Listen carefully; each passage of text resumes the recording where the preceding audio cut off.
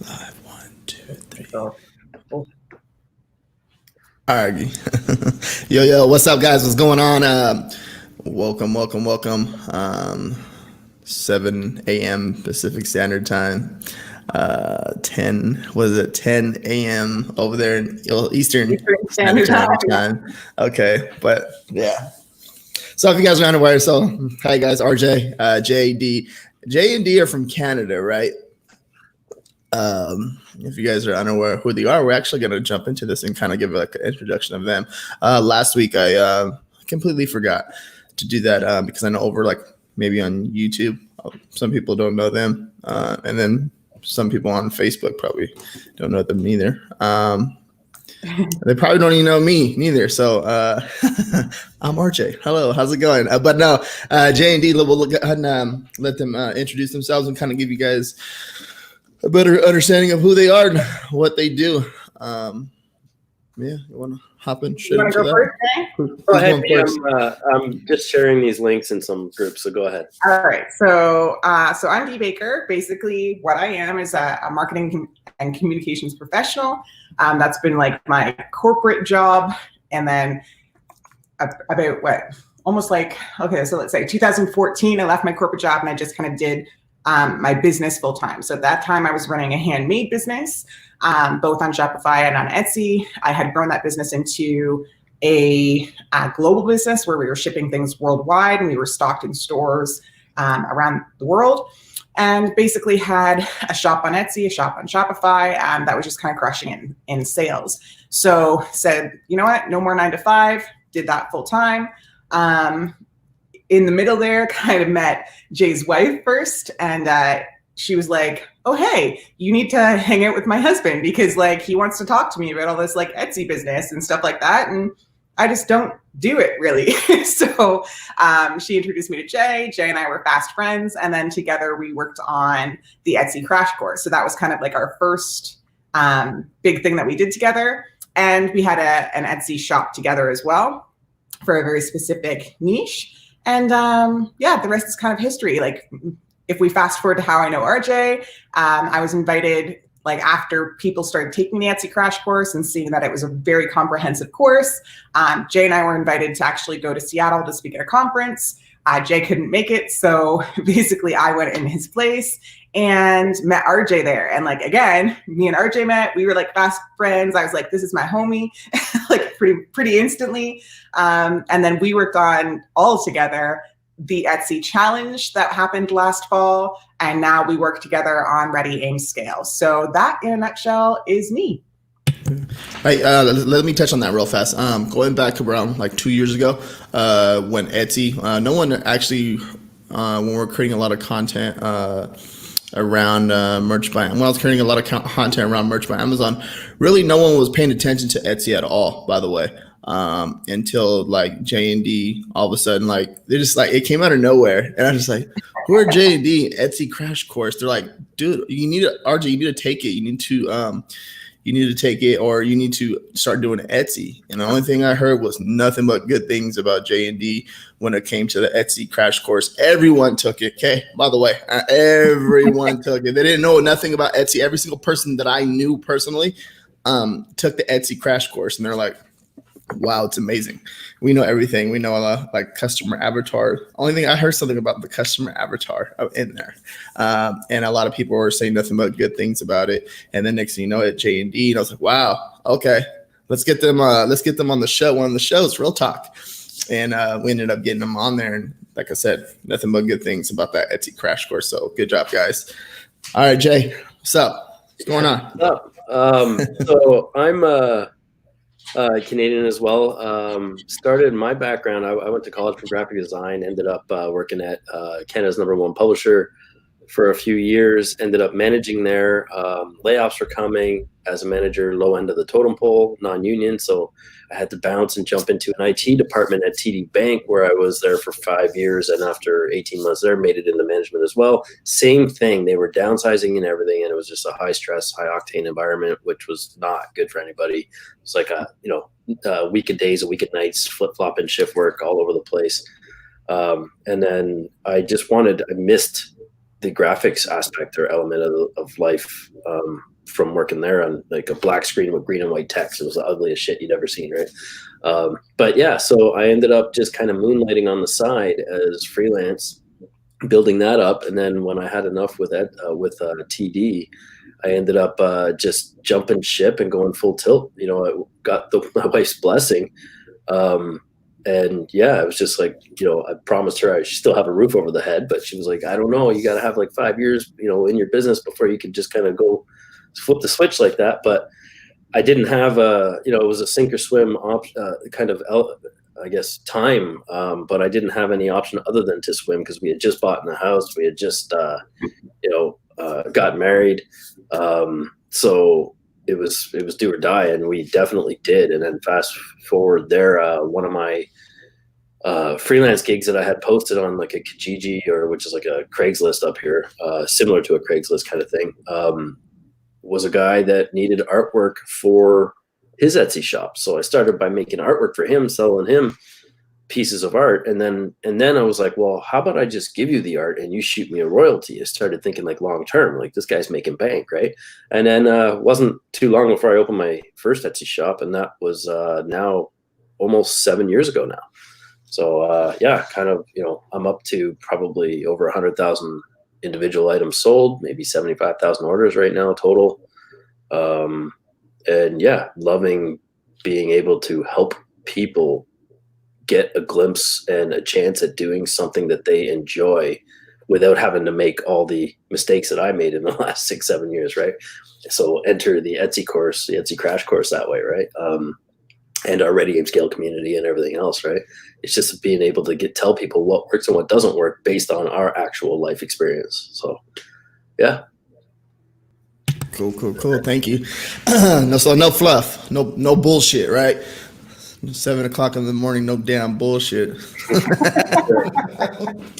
I'm just kidding. So yeah, I gotta say, fast forward 11 years with Stacy and I now from that time at Yellow Pages, leaving there is 11th anniversary today. So pretty awesome.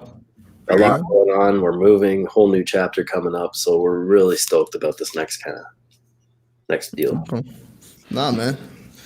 Thank you guys for sharing. It's awesome. Now we're here stuck together, working together, huh? Weatherly, what's up? What's going on? So there's Weatherly right there. So morning, guys. What's up? So yeah, no, I think that's it's really awesome. And I met Dee first, right? And I met her in Seattle, and I was speaking at the conference too out there for the Merch by Amazon.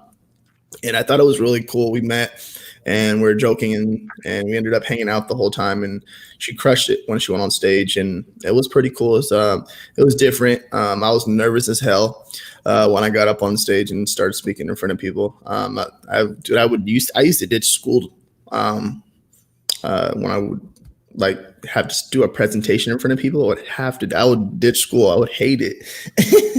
It wasn't my thing. It wasn't my forte. But I was friends with a lot of people, and the way I became friends with a lot of people was just, you know, saying hi and saying what's up and showing that love. So, but as far as speaking in front of people, Yeah, but you did so well. Like I remember that presentation. I remember seeing so what RJ did was he got up and he was showing, you know, what makes a better graphic for a shirt versus like some of the stuff that you see. And I was just like, he has so many great ideas. And like, then he has his VAs or like whoever his illustrators kind of put those ideas together. And so it was like things side by side. And I was like, damn, like these are like legit fun designs that I could see so many people wearing. Right. And that was the thing. It's like, I think sometimes people like underestimate other people for like no good reason.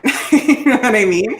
And I think sometimes it's just, you know, like I got up on stage, I didn't even have a presentation really. Like I had one prepared, but I was like, you know what, I'm not going to do it because I was on after lunch. And then RJ, I think you were on after me, right? Like shortly after. And I was just like, damn, I was like, between the two of us, like that was pretty fun. You know what I mean? So this is one of those things.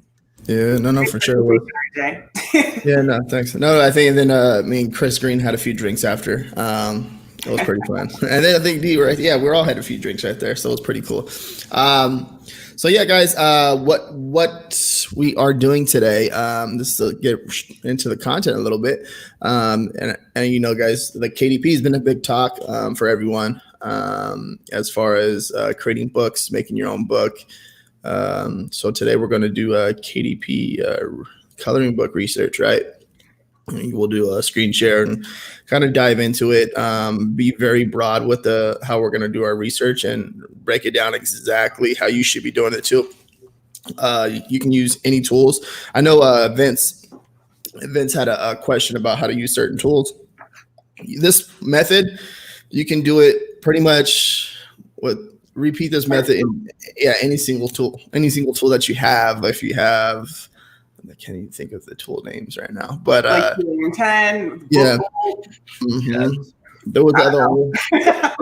I'm new. Rocket. I think it's probably Rocket too. Yeah. Yeah. So what you're gonna do is just go very broad and kind of just go down the rabbit hole, right, and figure out what niches there are, what sub niches there are, instead of like throwing 1,000 books against the wall, right? You can figure out how to make one book for one specific niche and dive straight into that, and hopefully you make your sales and stuff. So one of the most important things too is creating a book that has very little competition. That's how you're going to stand out. Creating a cover, making sure you have the best cover on that front page, because that's how you're going to stand out, right?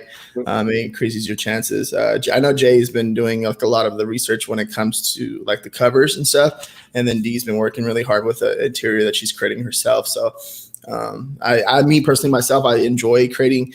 Well, not me personally myself, but I love doing the research when it comes to creating like coloring books. It's one of my first things that I created probably about like 2 years ago. But the process, I told them, damn, takes a long time, right? And we talked about this, like, hell no, I'm not doing this. But then as more and more competition started coming on Merch by Amazon, I was like, yeah, dude, I have to do something else. Because I think that's a good point about the time right there, because there's a giant misconception. We chatted a bit about this yesterday in our Ready Aim Scale group private there, but it's people have this idea that you can spend an hour or two and throw up a book. Like, no, it's not like that, right? The more to put up a journal or something and then just have a funny cover or whatever takes not much time, but everybody's doing that, and you're setting yourself up for like a ton of competition, right? So you put the time and effort and work into a book, whether it takes you a couple of weeks or a month or whatever it is, you're gonna capitalize and fill a hole in the market, but B, you're gonna have almost no competition because nobody wants to put the time into try to compete with that, right? Or you're going to be competing with people. So like, this is an interesting thing I was talking to somebody about yesterday. So yesterday I'm on this like virtual meeting or whatever, and I had noticed that somebody like that was on the meeting had all these like coloring pages on his desk. And I asked him about it. I was like, how old are your kids? Because like it was obvious that the kids had colored the book or whatever. And so he started telling me, okay, so like right now we're in the middle of this pandemic, right? And he's like, one of his kids is like 5, one of his kids is 8. Okay, so the kid that's 8 basically is in the public school system. The kid that's 5 is in like a Montessori type school. So he was saying that in the public school system, a lot of like the learning has basically been suspended. Like they've been waiting until like essentially last week to get their kids on Zoom calls and all of these things like set up with the teachers twice a week or whatever, versus the Montessori school, because it's private and you're paying to go there. Literally like everything was all ready to go for that. Like week 1 that like social distancing was put into place. So his like 8-year-old, 7-year-old, 8-year-old has been just basically like sitting at home, and they've been trying to like find things for that child to do. Whereas the 5-year-old has a whole bunch of stuff to do because they go to 2 different schools. So like when you start thinking about this, he said, eventually the teachers did send over stuff, and he starts looking at it like as the parent who's kind of like now like homeschooling in a sense his own children. And he was like, dude, the stuff that they're teaching, like the stuff that they cobbled together and sent over is not the quality that I would be expecting from the public school system. And he said, it's the first time as a parent that I'm actually getting to see the content that my kid is learning. Because when you think about that, that's probably true for a lot of people, right? Like a lot of people, you send your kid to school, you pick your kid up, you know, you ask what they did, if they had a good day, but you're not actually seeing like too much of the content unless they're coming home with homework, right? And even when they're coming home with homework, you might be able to like make yourself think that like, oh, this homework is one small part of the whole thing that they're learning every single day. But, you know, do you really look too hard into that? Probably not, right? So he's seeing this all for the first time and he's going, I wish there was something more challenging because my kid's really smart, whatever.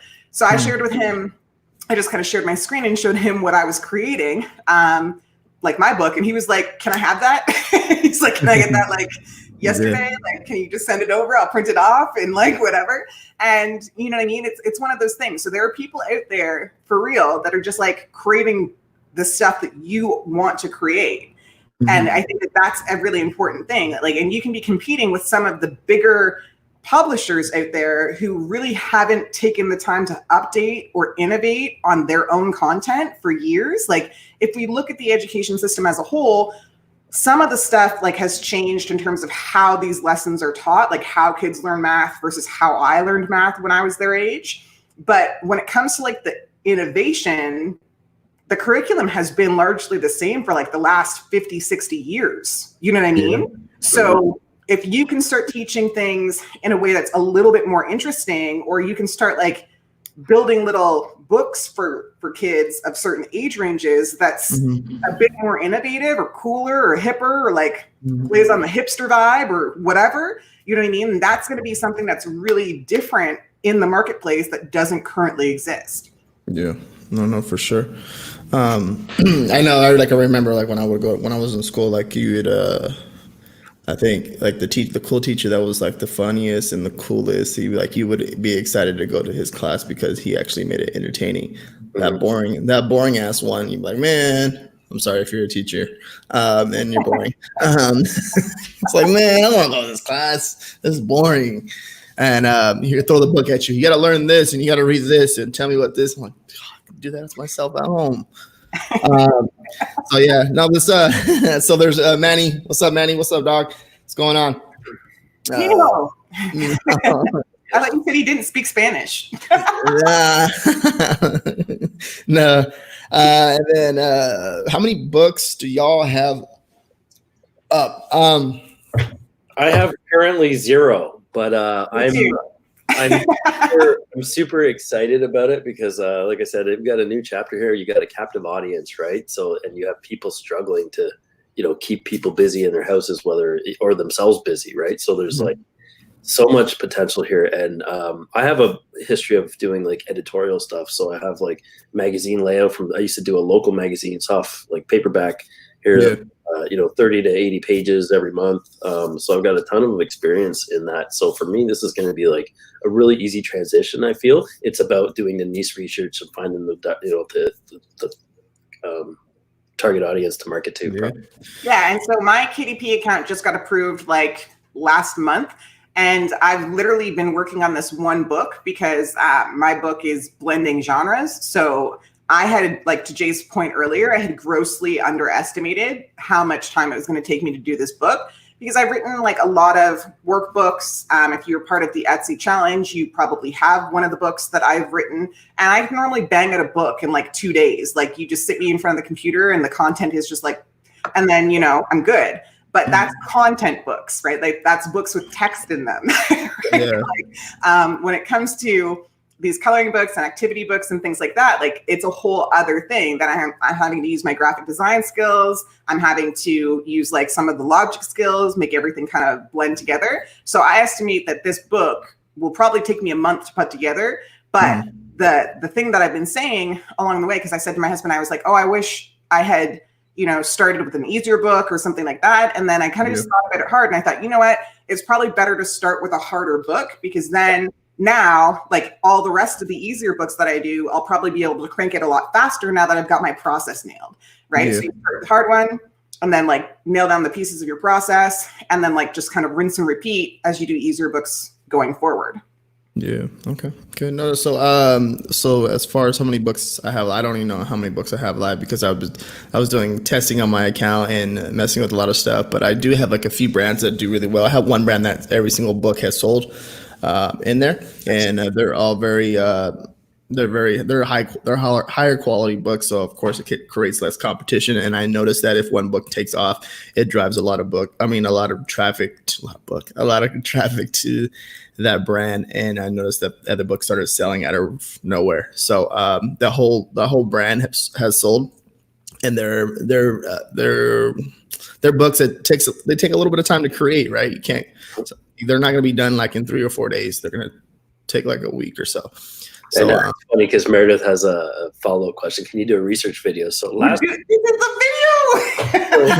I don't have right now, but like we're gonna hop into the research like right now.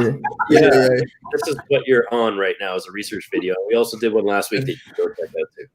Yeah, you can start a research. I started with the KDP. Okay.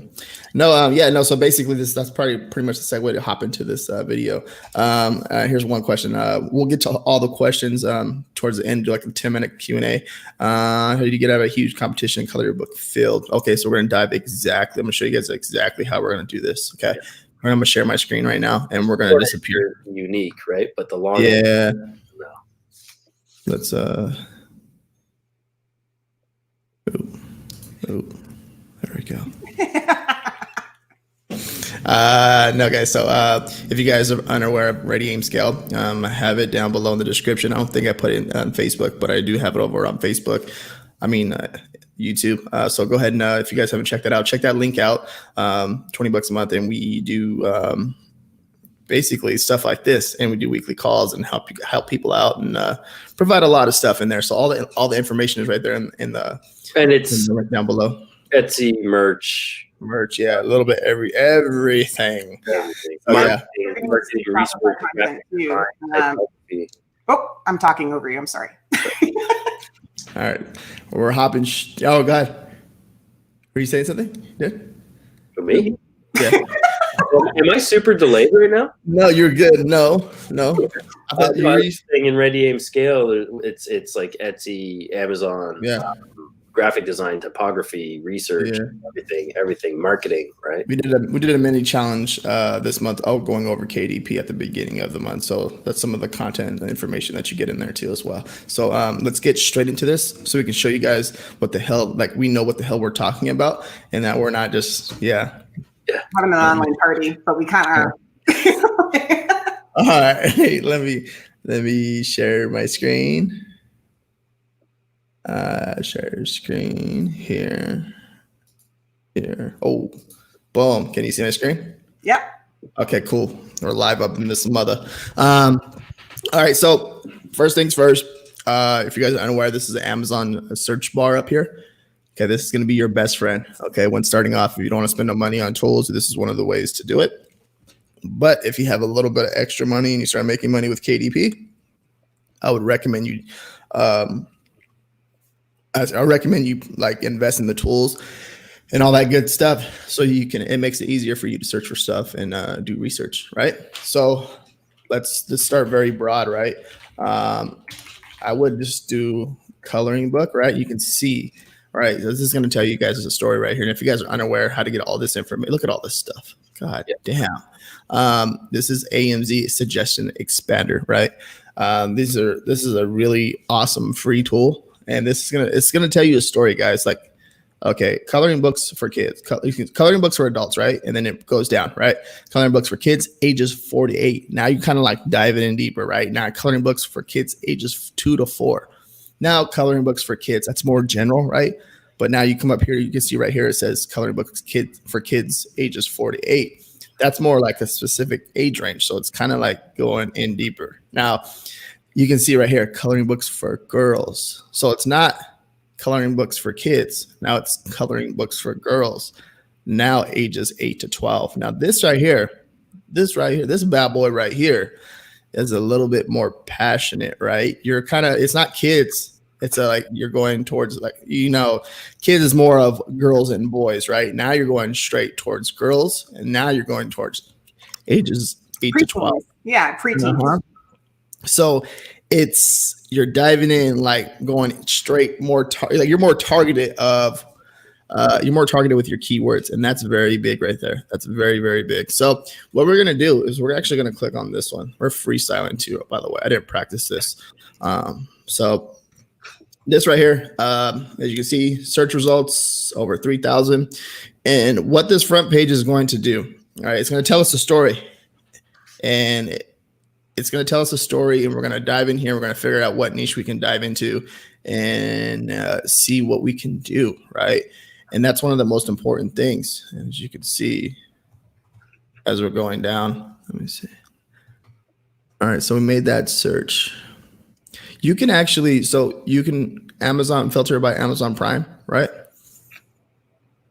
And then let's see if it has it right here. Book format, paperback. So you can do this little trick, right? Obviously, the customer's not going to do that.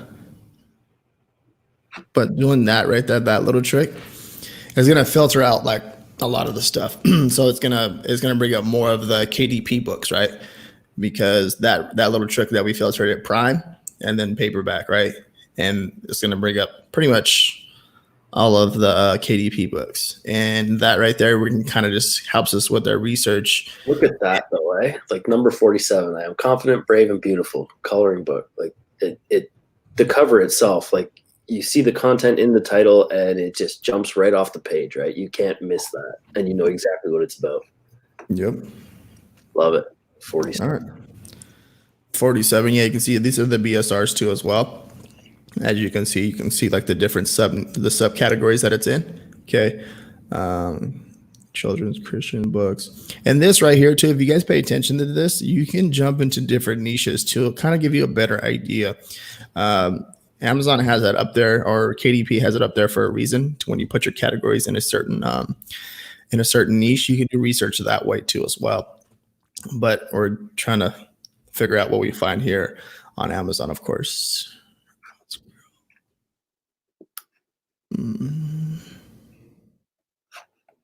Interesting. This is teens. So we're going to start opening up a few of these. I'm trying to find a niche that, so 650. Okay. Color cute coloring book. There's a little picture of an owl. Adorable pets. Doodles. Unicorn. Sweet treats. It's funny because while these books are doing as well as they are, I see so much potential to make the covers pop, right? And jump off the page so that people click. Good vibes coloring book.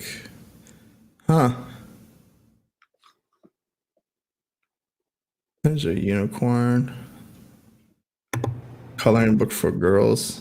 Gorgeous coloring book for girls. Interesting. Teacup kittens. And that's the thing, right? And while they're coloring books for kids, they you have to remember that you're intending to sell to the kids' parents, right? So while it has to appeal for the kids, the cover has to jump off the page to mom or dad, but most likely mom, right? Yeah, that's weird because I'm seeing like a lot of like a lot of doodles. Yeah. That's weird. Or is that weird? It's not like Doodles are a thing, man. That's what. Yeah. Oh yeah, that's just what you do when you're getting into design work, right? Like pen and paper. It's okay. That's what you're seeing on the cover, right, of that Go Girl one right now. It's just a bunch of doodles. That's interesting. And the hard part for me about that one is like, to me, that looks like very cluttered. Like it doesn't, like I get it. I get the title and I'm like, okay, but like just at the size that the page is, like I can't really tell what's on there. And I kind of think, okay, like the big title would basically grab my attention. But like the rest of that cover, I'm like, whoa. You know what I mean? Yeah. So that's what I'm getting at, because I'm not seeing, as you can see, like in the title, right? You're not seeing nothing coloring books for girls ages 8 to 12. So now kind of get a better understanding of this actual search term, the niche itself. notebook doodles. Like, what is that? Is that a thing? And it's like, and you guys said, yeah. So almost like interesting. What would that be? The adorable pets one makes a lot more sense to me because like it's the way that this is laid out. I can clearly see, okay, so there's going to be all these cute little doodles, but that Go Girl one, it's just a little too busy for me to really jump into that. But that being said, like doodles for sure are definitely a thing. No, interesting, because now I'm just like, okay, let's go. Doodle too. It was like when you were talking to that girl that you liked when you were like 14 and you had a pen and paper and we were on the phone and you're just kind of like drawing and making circles and lines. That's what doodling was. I know you do that. Get out of here. Just wrote I go in a circle over and over and over and over and over. No, okay. All right, so like it's weird because like that's what I typed in, and it's like a little bit of this, a little bit of that, and it seems like the algorithm's like trying to figure out what the heck I want, right? Maybe you'll like this, maybe you'll like that, maybe you'll like this. So Rocky Mountain wildflowers, interesting. And so this is like the key to this, guys. In terms of the research, just to kind of like wrap this all together for you, is when you're seeing something like this, you're basically starting out. So this is like you're starting fresh. You're going to type in, one of those categories that popped up when you first started typing in coloring books. And then you're going to dive into this and see what you see. Like arguably the next step from here is like diving a little bit deeper into this niche. So when on this page, you're seeing there's a bunch of things that are like notebook doodles or doodles in the title. You would dive down into that to see, okay, so what's the competition like in that sector, right? Like if that was the kind of book that you wanted to create. If you wanted to create like an animal book, you would dive down into that and see what other animal books, you know what I mean? Yeah. So this is like the very beginning steps, and we're showing you how to like get deeper into this as you go. Yeah, so basically, you never know what you're gonna find because you're gonna go into a search and all of a sudden we're getting notebook doodles getting like kind of thrown at us because you're like, here, check this one out. Maybe you like this one, you'll like this one. So we're getting like coloring, like a coloring book, and then we're getting notebook doodles. And then that's why I'm like curious. Okay, then you have a unicorn, right? Notebook doodles, unicorn. Now like you kind of see how they're going from notebook doodles to unicorn, and the sloth would be next. What I'm thinking like you could do after that, but it seems like from let's see coloring. So coloring book for girls, you can see right here, right? That's the what is that, right? How is that way spelled? Is that like the that's the Canadian and British. Okay. Because I'll see that a lot when you're doing your research. You'll see stuff that if you know your niche, you'll see random stuff like. Not random stuff, but you'll see stuff pop up that you've never seen before, right? So when you're doing like keyword research, that's why when someone asks a question and I know that they didn't do their keyword research, I'm just like, I can tell you didn't do your keyword research because you're asking random questions. So let's go over to the second page and see what the second page is looking like over here. Teen coloring book for girls. See, that could have so much more potential if it wasn't just, they used like, it almost looks like a military font, right? Yeah.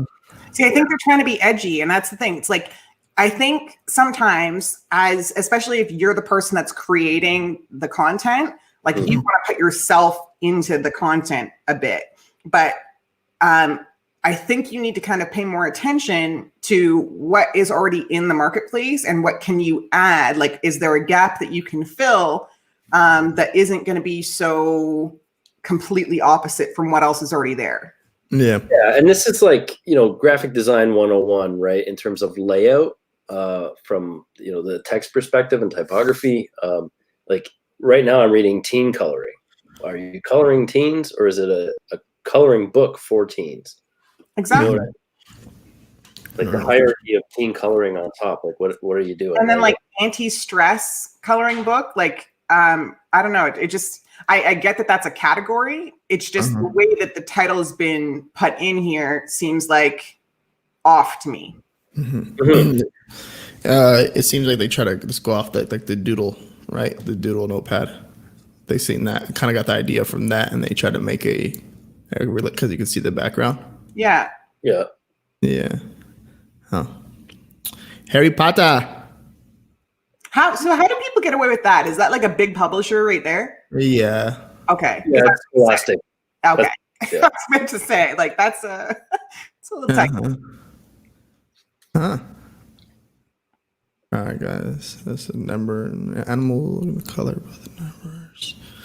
No, but this is pretty. So we're going to the second page now. Where it's like for like so kids, like again we're getting into more of like activity stuff, unicorns, dogs, and teen stuff. Like, drawing pad for kids. You can see there's different niches. Like like this is cool because you do one search and then you get so much information. I know. Huh? I was just gonna say, there you go. Look at that bestseller unicorn coloring book. Like you can't. Yeah. That's a good. There's good contrast. You know exactly what you're looking at. The unicorn is like top paramount. It's the first thing you see. Mm-hmm. It looks fun, even though it's a little messy in the background, right? Yeah, no, for sure. I think this is like a lot of people get confused when it comes to the research. Like you got to understand, like everything's going to be thrown at you at once, and it's your job to dissect it and figure out what the heck we can go into, what niche we can go into, and be the best. Right? The goal is to be the best and dominate. And you can see like some of these books right here. They're not. They're good.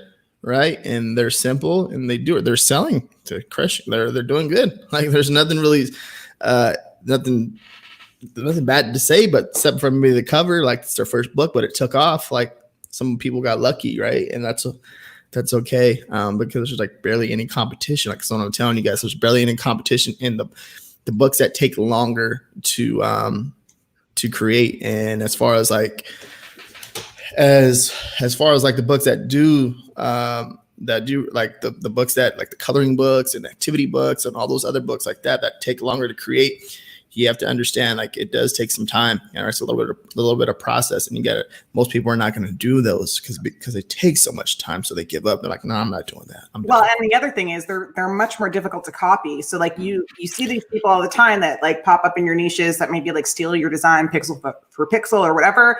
But like it's really hard for them to do that with books, right? Like so if they're going to even try to download like or buy a book that's like a downloadable and then like change the cover and try to make it their own, like it's really easy for you to just like ping them with a takedown, you know what I mean?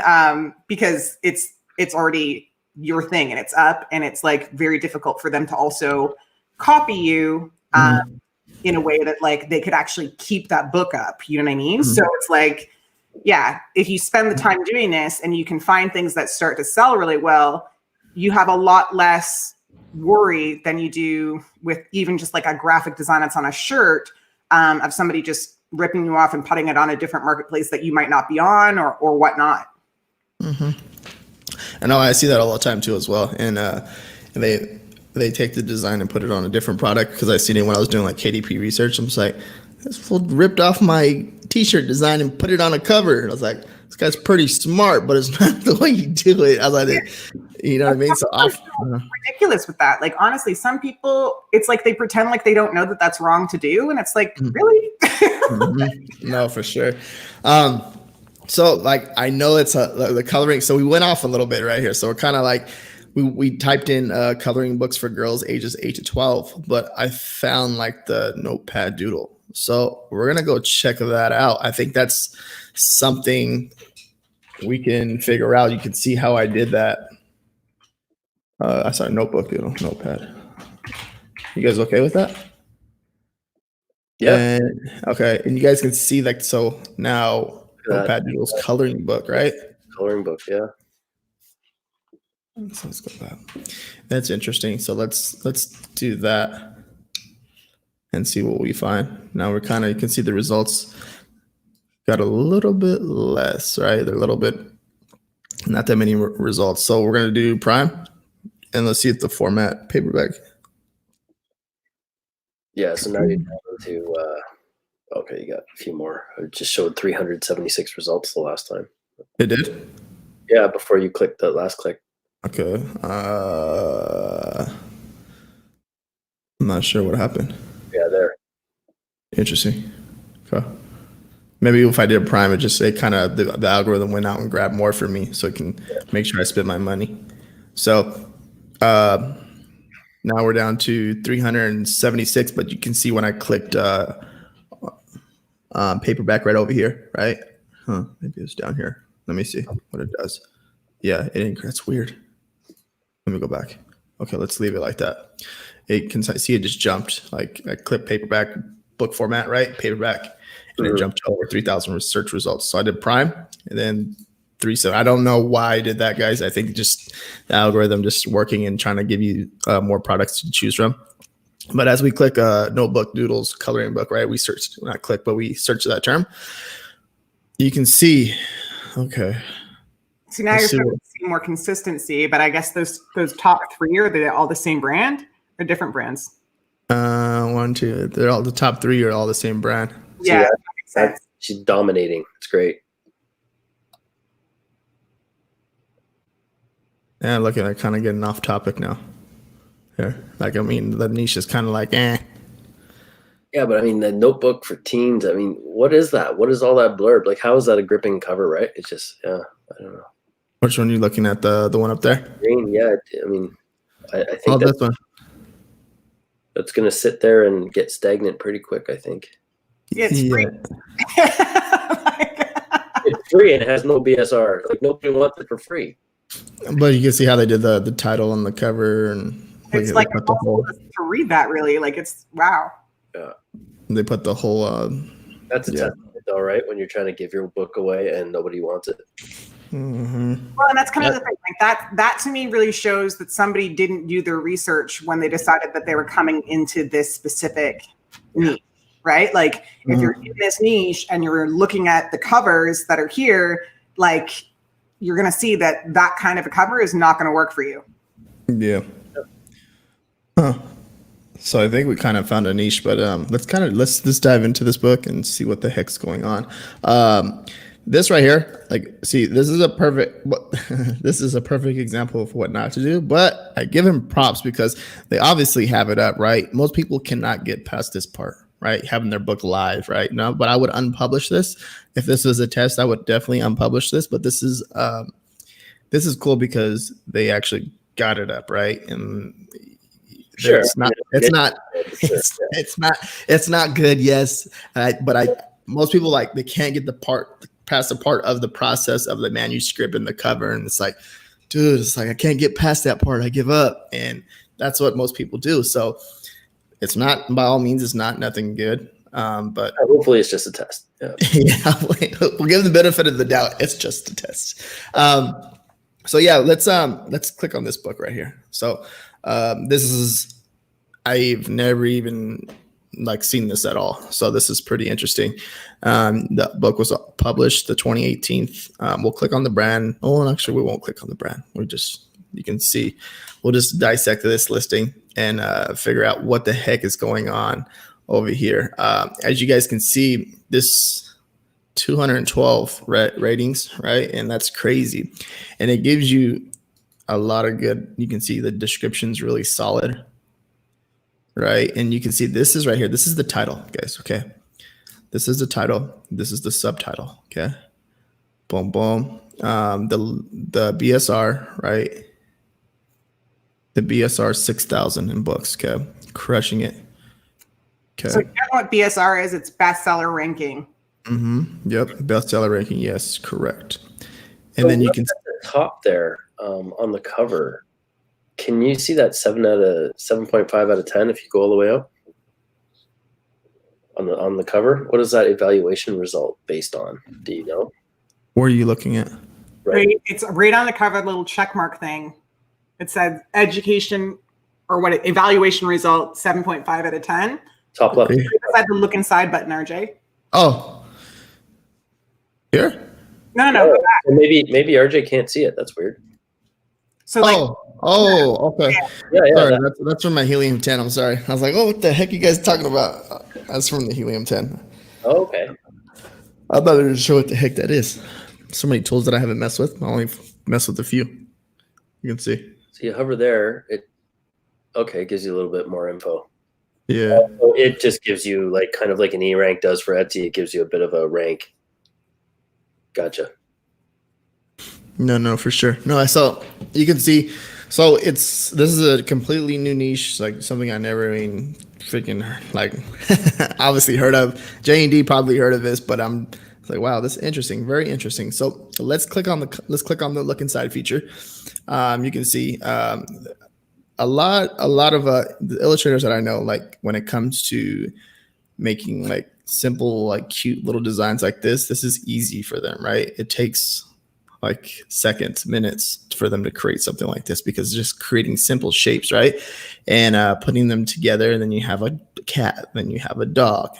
Okay, so that right there is it looks challenging at first when you look at it, but it's fairly easy. Yeah, it's pretty simple. And the good thing here is that whether they outsource the design work or they did it themselves, it's all the same design style. Like we saw some last week that people would have potentially paid for clip art or stock vectors.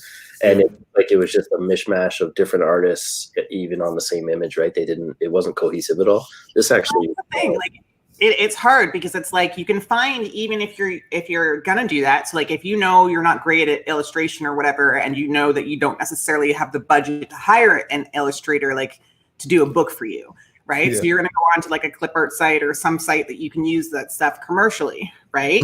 Basically you can find the same, like things that are in the same vein in terms of style, and then you can, as long as you have some skills, kind of like edit the pictures to make sure that like the whole thing is cohesive.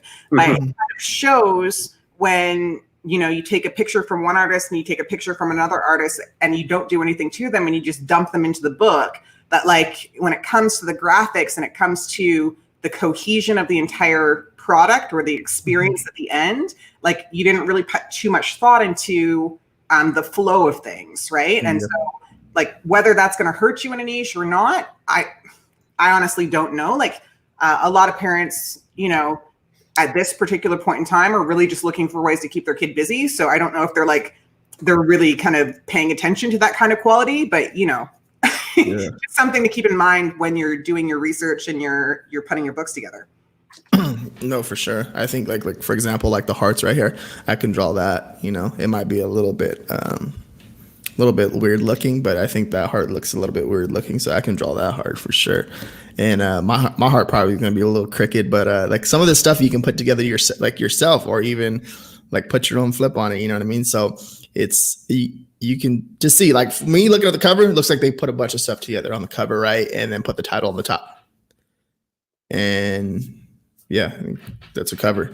So they have the logo and the branding and all that stuff they look like on the cover, and then they have an inside kind of about me kind of page, right? See, this is smart if you want to market your brand, right? Something like that. Mm-hmm. You don't see that happening a lot either right now. No, for sure. She's crushing it too. Look at that element of art, educational coloring book. Fantastic ideas. Interesting. Inspired by color. Dang, they go into detail, huh? But this is the kind of thing where she's taken the time, put this all together, and absolutely crushing it. Uh-huh.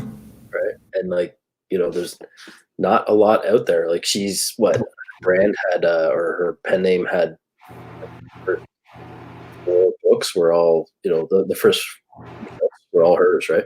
Yeah.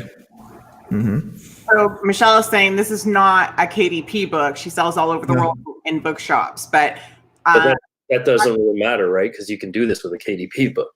Yeah. Yeah. No, for sure. That's another thing too. It's just like in terms of like the content of her book, though, Michelle, this is exactly like this is prime stuff. She's obviously famous for a reason. Like she's got some class A stuff here. And that's another thing too. It just because like I see exactly what you're saying, Michelle, but I think that this is something that you have to think about when you're trying to start your business on KDP and you're trying to make money with KDP. You got to understand you want to be different. You want to be the best. Like some illustrations that my team create, they're freaking the best, and I know they're the best in that niche. So that's something you want to think about. And this is exactly what we're talking about, right? creating stuff like this, even though it may take you, I don't know, a month or something, or 2 weeks. Yeah. So if it takes you that long, right? It took her, I'm pretty sure it took her a little bit to create this book, but anybody can do it just because they've been doing it for a while, but there's a reason why they've been doing it for a while. You can see like the following they gain, maybe, you know what I mean? Just over time, it took time. And the quality, like if you're looking at this book, you know what I mean? Like, so if you're a parent, you happen to stumble across this book, you buy this book, like you're looking at what your kids coloring in and whatever, like the quality is there. You know what I mean? Like, you're not looking at pages that have different, like completely different styles of drawings. You're not looking at pages that don't make very much sense to be in this book. You're looking at, you know, like challenging things that are going to keep your kid busy and active, that are going to kind of use different parts of their brain. And like, I can see why kids would probably love this book, right? Because there's so many different things, like so many different kinds of compositions in this book, really fun colors. It allows them to be creative, right? But then you've got like a bunch of these really high quality drawings. And it's not, when I say high quality, I don't mean like it's going to necessarily take you, you know, a year to put this together. Like if you're looking at this picture, like the rabbit picture that's on the screen right now, the rabbit's a very simple shape. Those flowers are very simple shapes, and they're just kind of layered on top of one another to create the full composition, right? So this is somebody who's got like a good design mind or a good art mind, who's kind of just putting together things that are probably, you know, as she's done it, a lot easier for her. But if we're looking at, you know, trying to replicate something similar, obviously don't copy this person's work. It's not crazy difficult looking at something like this to think, okay, you know, they're all very simple shapes. She's made some smaller, some bigger. You know, the main character or the animal really stands out in the middle, and it's inviting for you to want to color. Yeah.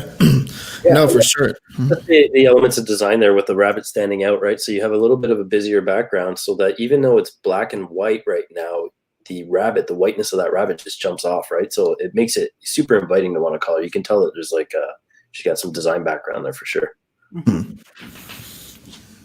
This is, I think this is a pretty interesting niche, I think, because like I said, just came out of nowhere.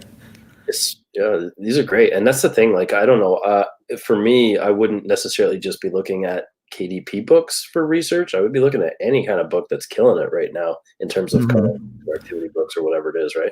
That's a good point too, because I've created a few books, already.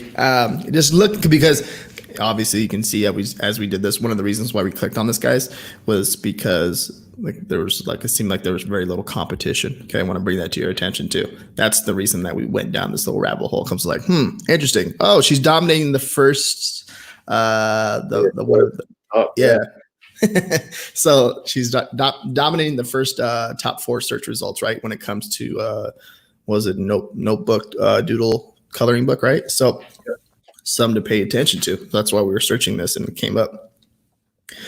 No, but like this. And see, a lot of these elements are reused from the rabbit one, right? The same flowers, it's the same layout. I can see that there. She added a few butterflies, but even, you know, it's you can reuse a lot of your assets, your vector artwork once you have it all. The layout.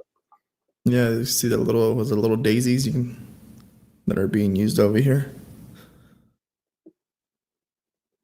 And yeah, Michelle, I saw on the first few pages, she educates as well about coloring. The first few pages were all about educational, you know, styles, concepts.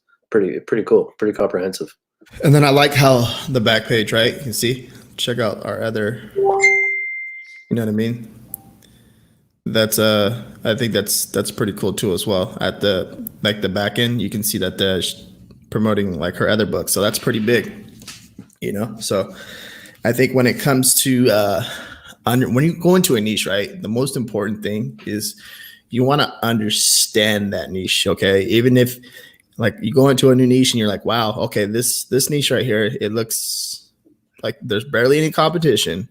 It's gonna definitely take some more work, right? And that's what I would like. Okay, cool. Oh, that's cool. It's gonna take some more work. So what does that mean? That means you're gonna have less competition for yourself too. And most people will get scared by this because it's like, wow, that's a lot of work. But as you can see, what Jay pointed out was the elements, right? The elements seem like they're being reused in different pages, right? And they're just creating a new actual line drawing of the main character for that page. So interesting. Yeah, I mean, once you have all these elements, it takes minutes to lay out something like that, right? Let's click the little surprise me thing. Oh. Just the random pages. Yeah. Sometimes it pulls up something new. Oh, no, nothing new. No, but I like the see, this is a template, guys, too, by the way. So don't get scared about this part right here, about me, and then like goes into the educational part. Don't get scared by that, because this is just a template. I think probably using this in every single one of their books. So if they make this one time, this is something to think about too as well. You want to go by a template. So once you start creating the books, like the first few pages, depending on the niche, right? Say if it's a different niche, like say if it's a dog niche, and you want to educate them about your book, and you want to kind of get behind the story, right, and kind of push it in front of them to make them understand that you know what you're doing, right? And then all of a sudden at the very back, you kind of hit them with another offer. Check out my other books, right? So you told them the story. It's a template, guys. So this is a template. Don't get scared or nothing like that. This is a template. At the beginning, introduce yourself. Hello, what's up? My name is RJ. What's going on? This is my story. Let me tell you how I got into this, and let me educate you on like the line drawings. I think that's a good point about the template thing, because the idea is put the time and effort in the beginning, and then imagine how much easier the next book will be once you've gone through and created this template, right? So it's worth the effort. I mean, look at this. She's absolutely crushing it. So it pays off, right? Like, but a lot of people get daunted by the amount of time it starts taking once they start creating a book, and then they just kind of rush through the end of it and want to get something up. Well, it's not so much as just getting something up. It's about standing out. And I mean, what's the point of rushing through a bunch of stuff and getting it up and having nothing move, right? Having nothing. So. No, and also too, if you guys have any questions, please ask them. We're going to answer them towards the end of like a 5-10 minute Q&A at the end. But yeah, no, going back to what you said, Jay, just like that's all it is. And I remember when I created my first coloring book, it was like a very like time consuming. I was like, dude, I failed like the rejection, got rejected a few times. Like, dude, this is way too long. So over a week now. And now you kind of, because you're used to putting up a design on Merch My Amazon and making your first sale real fast. It's a little bit when you're making your first sale, it's like on Merch My Amazon, you upload a design, you make a sale the next day. That's so much easier instead of creating a book, right? It takes 2 weeks to create a book, a week to create a book, and then all of a sudden you get a sale 3 days later. You're almost 2 weeks into creating the book and you finally get a sale. But this is the cool thing about this. Like when I first created my book 2 years ago, it actually consistently sells every single year. So I'm just like, interesting. So that's pretty cool. Something to think about right there. So understand, it does take more work, but you're creating less competition for yourself as an individual when you put your own unique flip on your book. So yeah. Okay. So we dissected all this, the cover, front, back. Do you have DRU back in for audio now? Oh, sorry. Let me, oh, there. Okay. All right. Just making sure. I didn't know. All right. So thanks, Jay. D there? She might be muted again. Oh, can you hear me? Yeah, I can hear you now. Okay. Sorry about that. I didn't know you were out. So now, as you guys can see right here too, description, right? A really solid description. We're going to kind of, we went over the title, the subtitle, the look inside feature. As we're going along, you can see right here, have a little author. You can click right there and check that out. As we go along and you can see that's kind of like, it's not a KDP book, right? It's like they're posting it on the Seller Central, I believe they're doing, because they're adding more, basically it's like screenshots of their books now. Like you can see the whole brand, their whole book, everything. So that's what once you dive in deeper, you can kind of see like, what if you can't do this on KDP? And then you figure out that, okay, they're adding the book a different way, right? So that right there, they give a description, they kind of go more into detail about everything, kind of educate you on everything, right? And what they do, their book, the inside, and what to expect. And that's pretty cool. Well, and I think this is pretty cool that like she dominates across like this listing. You know what I mean? You're seeing all of her books, not just every other book that's in this category. Yeah, and that's another thing too. It's going to take a little bit of time, and I think she's very well aware of that. Yeah. That she's like dominating. She's dominating the niche, right? She's number one in this niche. And the product details, you can see paperback, 80 pages, right? So, and so like maybe she has 40 line drawings, and then she has a blank page, so it equals to, in the book world, it's 80 pages. Got the reviews, the book ranking, okay, the BSR, so 6,000, okay, that's doing really good. And you can see the subcategories here. Scroll down, you can now the reviews. One of my favorite things to do. Everyone forgets to scroll down to the bottom because it takes a little bit. It takes some time, right? So scroll all the way down to the bottom.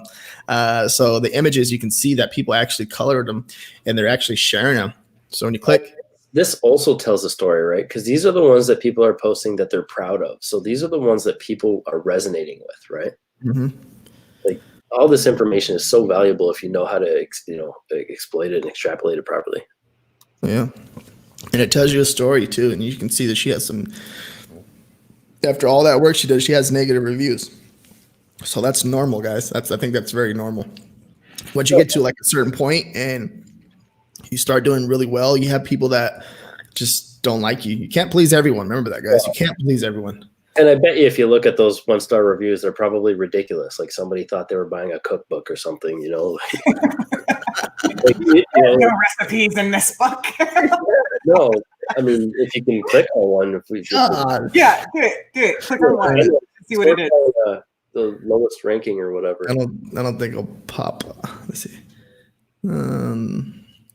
Each page is repeated twice, once with designs drawn inside the animals, once without. My girls don't want to color the same picture twice, so you're really only getting half the pages. Very expensive for what it was. The pages are nice and thick, though. Huh. Oh, it's 50-50. Yeah. Uh-oh. Here it goes. Badly cut. Huh? Good, but the book hasn't been cut properly. Okay, so that's a production issue. That's not like a content issue, unfortunately. That's might be out of her control. And also, we're not reading this, guys, we're just reading this to kind of learn from what's going on. No, it's not Yeah, I think that when it comes to this, is probably one of the most important things. If you get negative reviews on your book, you got to figure out why. Don't be scared to read them. I think when a lot of people, they see the negativity, they're scared to read it. It's because they're very stubborn. Well, and I think also like it hurts some people, right? Like, so it's like you spend a lot of time putting together a book and then you put it out in the world and then somebody says something really nasty or mean or like aggressive about it to you, right? And it's like people are obviously more comfortable being aggressive or nasty or mean online, like leaving a review, than they are even on the phone or like they would be to your face, right? So some of those things like sting, right? Because you spent so much time, you poured yourself into it, like you're really trying hard to make a good product. But you have to recognize that like feedback, even when it's negative, isn't really a personal attack. Like you have to kind of be able to separate yourself from the emotional connection to the negative feedback and be able to read through it to see like, is this a legit issue? Is this something I can fix? If it is, fix it. If it's not, like keep it moving, right? Because as long as you're getting positive reviews in addition to those negative reviews, it's not all 1-star reviews. Clearly some people are actually enjoying the book as it was produced, right? Yeah, no, for sure. And you can see too, like some people just did it. They love it. They're just coloring it, and that's pretty cool to see other people. Like I'm pretty sure she's happy that other people are coloring her work that she did, right? And they're enjoying it and having a good time. Yeah. So, but then also too, going back to what Dee said, it's like the negative reviews, you can learn a lot from them. So if you mess up, you know that you messed up and you can go back and fix it in the next book. Okay, that's one of the ways you can find out when you get a negative review. Like, dang, I forgot to put this, and that's okay. Like, you know what I mean? Everyone messes up. That's totally normal. I mean, some of the stuff could be things to absolutely consider for next time or to fix or whatever. And some of the stuff you just have to completely ignore because, like I said, it could be somebody looking for recipes or something, right? Yeah. And the worst thing that you can do, honestly, as a seller is reply in a really snarky, negative, aggressive way. So like if you're selling this, whether you're doing this on KDP or you've got your own site set up and you're kind of like fulfilling downloadable books or whatever, you never want to look the fool by like responding to a negative review with like heat. So if you think you cannot respond in a way that's appropriate and professional for the other customers, like if that review is so far gone that you don't think you can, fix the relationship with that one customer, just remember your response to any review is literally for the other customers that are going to be reading the reviews at that point. So if you sound like a jerk, you could be shooting yourself in the foot 100% of the time for the people who are actually reading that review, because like who wants to buy from a jerk, right? Yep. No, for sure. No, I think that's pretty much it. You kind of see how we get into some questions here if you want. Yeah. No, for sure. Let's do a quick overview. So we went ahead and we typed in coloring book. We typed in coloring book in the search bar, right? Then we pressed space, and then coloring books for girls ages 8 to 12 popped up because we didn't want to click on kids. We didn't want to click on boys. We clicked on girls because it actually kind of dived into like the actual age range. So we kind of like sub niche all the way down to the actual target audience and figured out what the heck was going on over here, right? And there was actually a few ideas in here that you can kind of just go into, because remember, guys, this is actually telling you guys a story. Okay, do not be intimidated by all this, because this right here is actually gonna tell you a story, and it's all gonna come at you at once, and it's your job to actually dissect it and figure out what the heck is going on. What can you do to be what can you do? Where's the you don't want that much competition, right? The goal is to find less competition and like a demand. And what we did was come over here and we found Notebook Doodle's coloring book, right? And then we figured out, okay, this book right here seems to be crushing it. We're here. We actually, this is the title, subtitle. We did the look inside feature. We checked out the description. We figured out that this book was not a KDP book, right? And then we scrolled down. We checked out the reviews, and don't be scared to read the reviews. Don't get insecure when it comes to reading the reviews. If they're negative about your book, you want to figure out what you can do to fix that. They're positive, that's good, and see what they like about it, and then perfect that and make that even better, I think. And that's how you succeed when it comes to making coloring books. Yeah, right. And there's a lot of free resources out there on how to, do layout and typography in terms of hierarchy and stuff. And we've even got some of that in the Radium Scale group. So you can get a lot of the design element 101 kind of stuff. So before you put your cover together and that sort of thing. All right. I'm not even sure where to start out with the questions. We have got one. Unfortunately, guys, I'm at a hard stop in about 5 minutes. So let's run through these. So Michelle Martin at 1055 says, love the Canadian accent. Where in Canada are you from? I'm originally from Montreal and now live about an hour east of Toronto. And yeah, I am more than an hour east of Toronto. I'm like 2.5 hours or so outside of Toronto. I came from just outside of Toronto and then moved out further to be away from people and in nature and peaceful. You guys got a Canadian accent? I guess. I mean, some people say, maybe you hear it when we say about and out. Okay. Yeah. Shit. I must have a Canadian accent too now because I don't even catch it. And next question is, someone said you can contact KDP and add more look inside pages to your book. Is that true? I actually called them. I gave them a call. I'm not afraid to call anybody, so I gave them a call and see what's going on. I did, and they said no. Maybe I have to give them another call and see what's up. Maybe another person will answer the phone, but I'm unaware of that. So that might be a difference between certain reps or whoever got who. Yeah, that's what I'm thinking. Maybe if that's true, Michelle, thank you for bringing that to our attention. Maybe we have to check that. Definitely no, right? No, yeah, huh? All right. Next one is Eileen. 2 questions down from there. Do you have any recommendations for tools to create line drawings like this? So if you're not into, drawing with the pen tool or anything like that in Illustrator, any tablet now, I mean, they're so user friendly and you can get them for like $100 kind of thing, as opposed to like the old, whatever the brands were, Cintiq and all those other ones that were like $300, $400 to $700, $800 back in the day. You can get pens for your iPads, any tablet right now. There's all kinds. So I don't know. Like Procreate, like there's Illustrator. I mean, the key thing is like you have to have some drawing skills if you're going to start doing that, right? So like if you're not honestly right now able to like using a pen and paper draw something out that looks like somewhat half decent, you want to start there. I honestly think, right? Like you want to maybe buy some like drawing courses and things like that. But in terms of like the tools, if you already have the skill set, like there's a ton of them that you can get. Like Affinity has tools, Adobe has tools, there's Procreate, there's a lot of different little drawing tools that you can get. And it can be something as simple as like some people are still working inside of like Microsoft Paint or something. You know what I mean? So it's not necessarily about the tools, more so about your ability to kind of draw in general, right? Yeah, no, for sure. We got over 40 people watching this live. Thank you guys for showing up in the morning with us. Give this video a thumbs up too as well. Share it with a friend that might not know how to do research with coloring books or want to start a new journey. Thank you guys. Really appreciate that. Hopefully you guys are having a good week. Today's Thursday, right? Go ahead.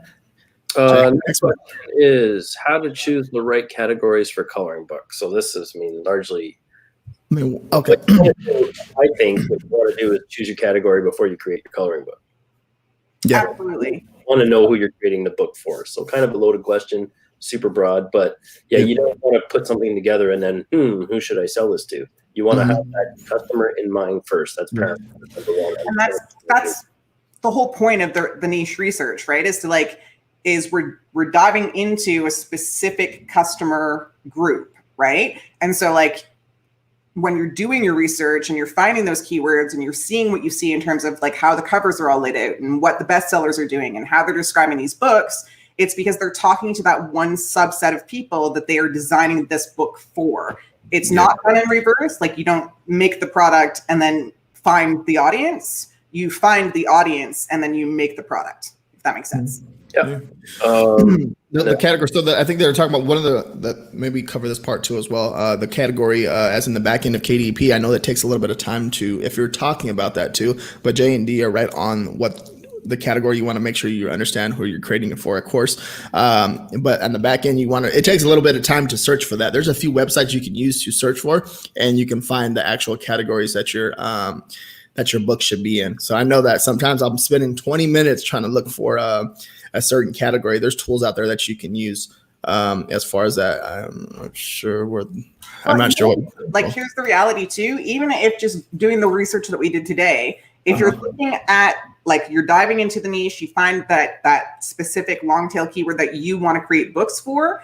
Right there, it tells you what those categories are and where they're ranking, like right on the screen. So if you go back to that section of this video and you look and you see, okay, so like RJ was on, the doodle, and at the very top of his screen, it said like coloring pages, books for kids, blah, blah, blah, like number 5 in this, number 51 in that, or whatever. Right there, it's going to give you a category list of at least the ones that you want to be checking off when you upload this book if you're competing with that specific book in that specific niche, right? So it doesn't have to be that much more difficult. Like it's sure, as you advance, you want to be doing some of your own research as it relates to that. But at the end of the day, like a lot of the time you can see that right inside of the research that you're doing when you're looking at the keywords, when you're trying to determine what book you're going to make.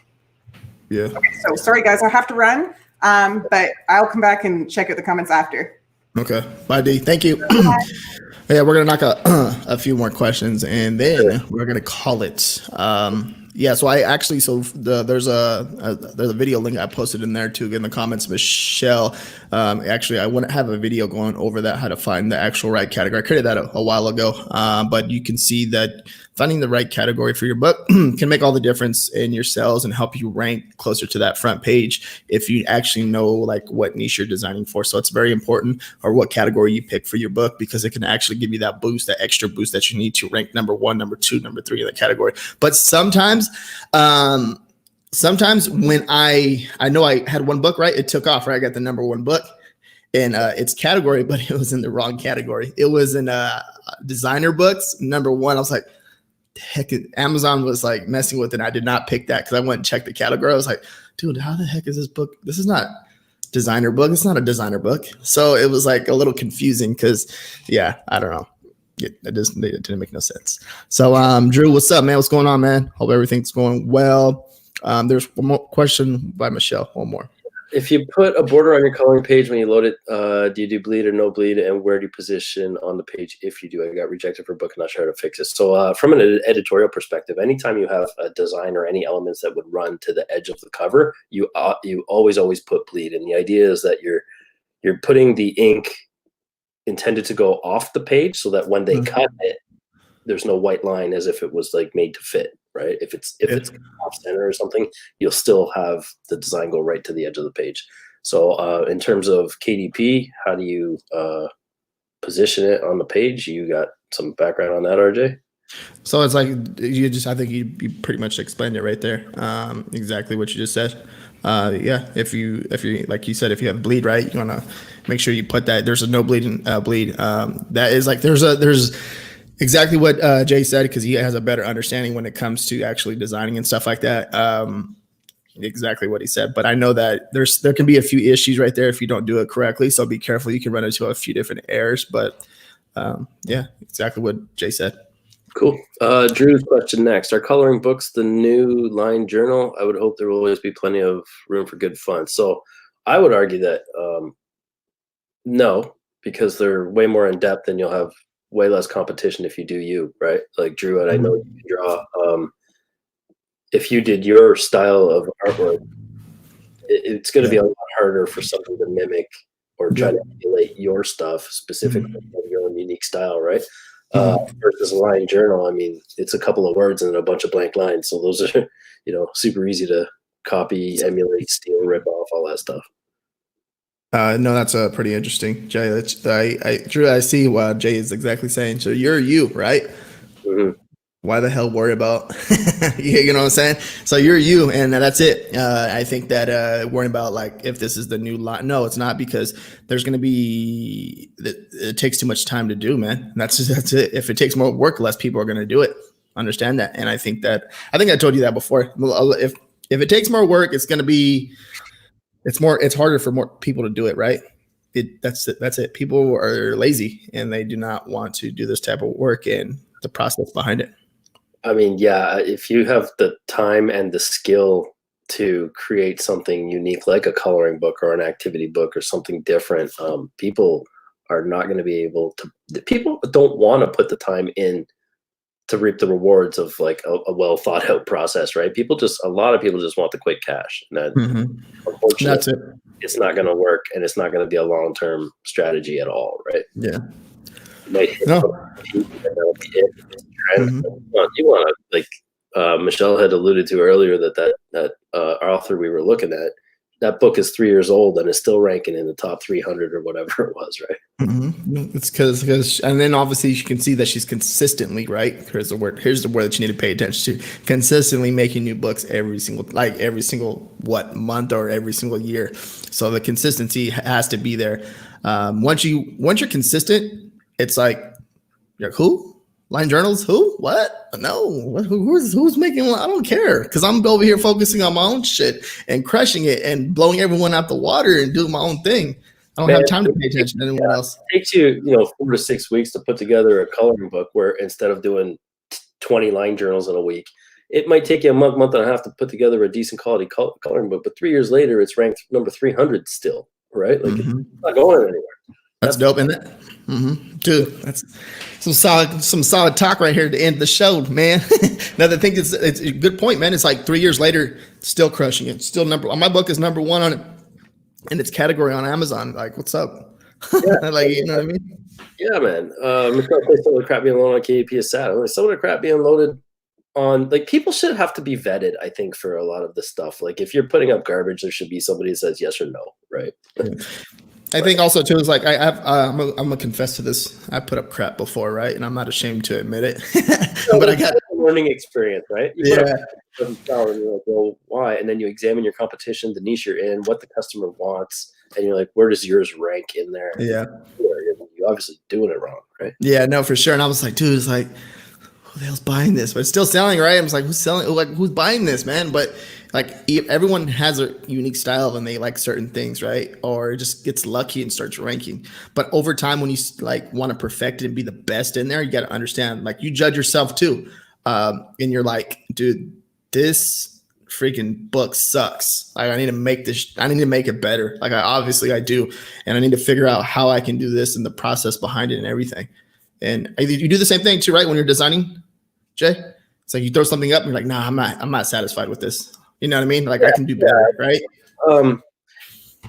Yeah, sometimes I'll put something up and then I think twice about it. But usually by the point that I'm ready to, put something live out there to the world, I've got it to a place where I'm pretty comfortable with. But yeah, don't be afraid to put the work in. And if you do put the work in, you will reap the rewards for sure for the CG. So. Yeah.